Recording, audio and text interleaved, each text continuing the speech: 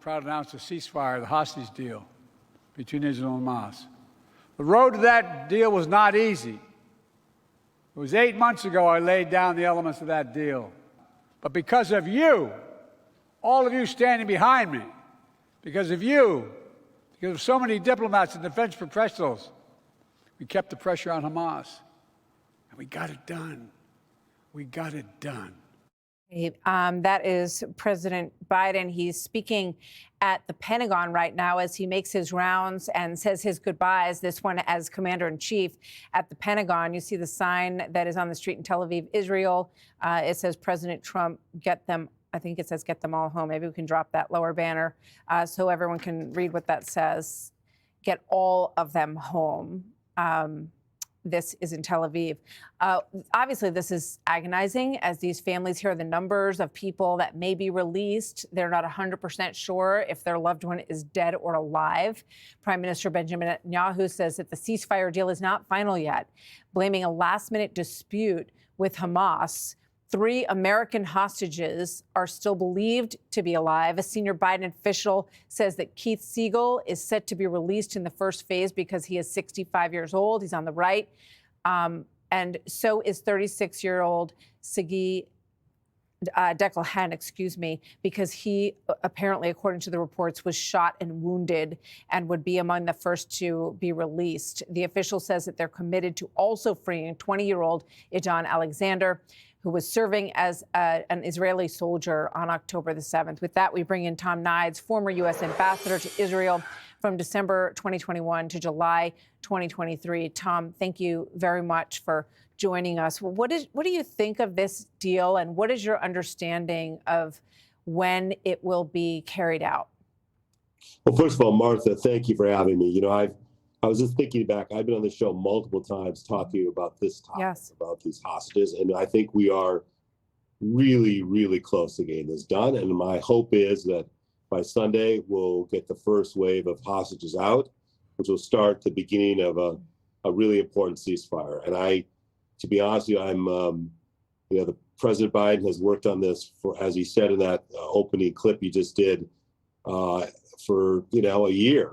With Tony Blinken and Jake and Brett McDurk and the whole team.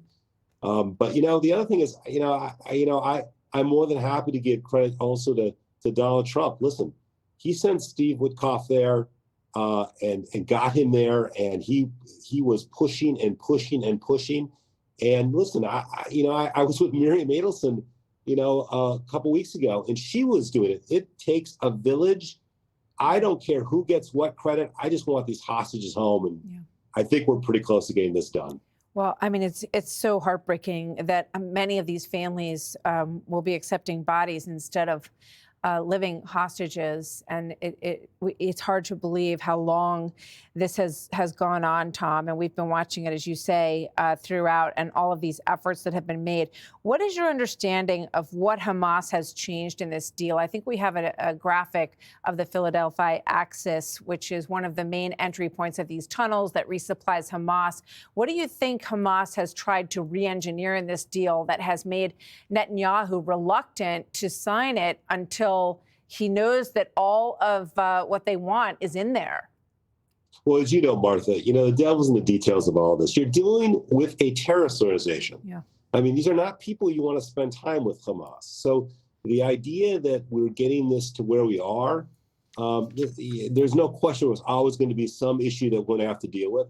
The bottom line is, through a lot of efforts between the Biden administration, the incoming Trump administration, and the prime minister, we're to get this done. And, in any complicated negotiation, it's complicated. But you're right. I talked to one of the families this morning, and I think this individual's families, they're just trying to get the body back. I know. I can't, as you know, and we all know, we can't express what these families are going through. So we need to get this process going. Hopefully by Sunday, we'll get the first wave of those who are alive. And yes, even those bodies, some of these bodies that the families want to bury, we need to get this done. It's been excruciating for these families.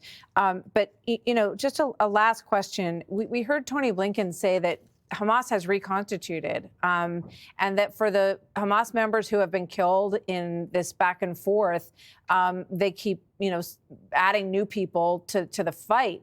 How concerned are you that Hamas will have the ability to attack Israel again, even after this deal is done?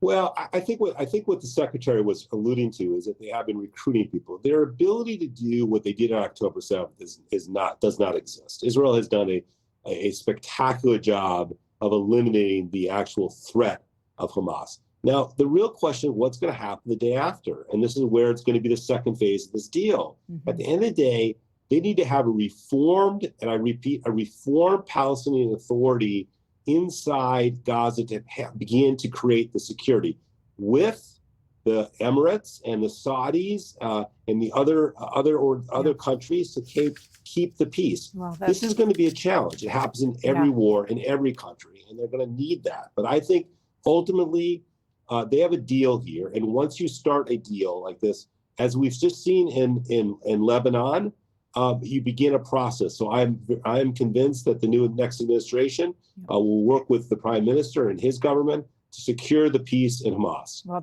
I know there's a lot of big plans and hopes for the Middle East in the coming years, and we wish everyone well on all sides of this. Tom, thank you very much. Thanks, Martha. Tom Nides, former U.S. ambassador. Hey, Sean Hannity here. Hey, click here to subscribe to Fox News YouTube page and catch our hottest interviews and most compelling analysis. You will not get it anywhere else.